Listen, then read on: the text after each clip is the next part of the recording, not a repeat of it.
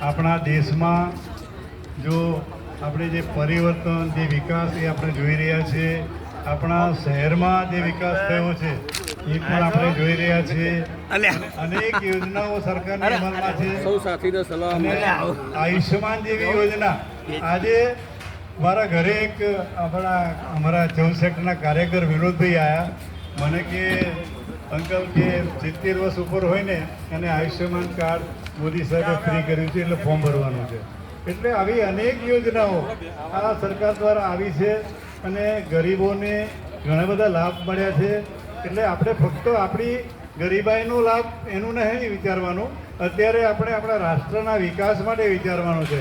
આપણો દેશ કેવી રીતે આગળ વધે, આપણા દેશનું સુકાન કેવા માણસો પાસે જાય કે જે જાતિથી પર હોય, બરાબર, જે આતંકવાદને નાથી શકે અને આ દેશના નાગરિકોને કોરોના જેવી જે પરિસ્થિતિ ઊભી થાય તો એવી પરિસ્થિતિમાંથી પણ બહાર કાઢે એવી સરકાર અને એવા વ્યક્તિઓના હાથમાં આપણે શાસન મૂકીએ, એમના પર વિશ્વાસ મૂકીએ એવી આપ સૌને હું અપીલ કરું છું.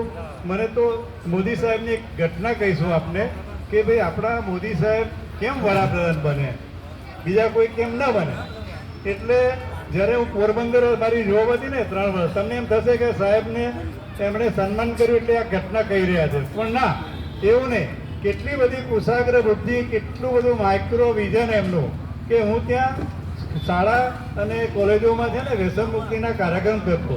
એટલે સાહેબને ખબર પડી, પોરબંદર આવ્યા ગરીબ કલ્યાણ મેળામાં, તો કે અમારી ઓફિસમાં ફોન આવ્યો અમારા ડીઓ ઉપર.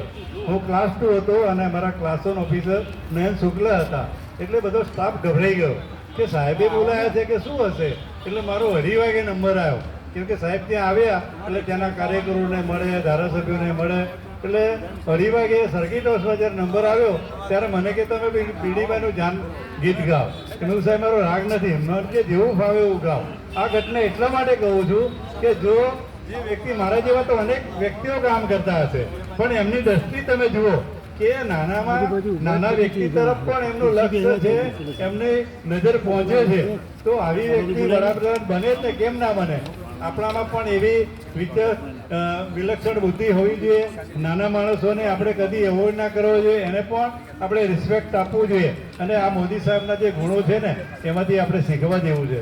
હવે હું લક્ઝરીમાં આવું ને જ્યારે પોરબંદરથી, તેવું કે મોદી સાહેબને આ કે એક વેપારી બેઠેલો એકવાર, તો કે સાહેબ અમે અહીં રાત નહોતા રોકાતા પહેલા, અને જ્યારથી ભારતીય જનતા પાર્ટીની સરકાર આવી ત્યારથી અમે અહીંયા રાત નિરાતે રોકાઈ શકીએ છીએ.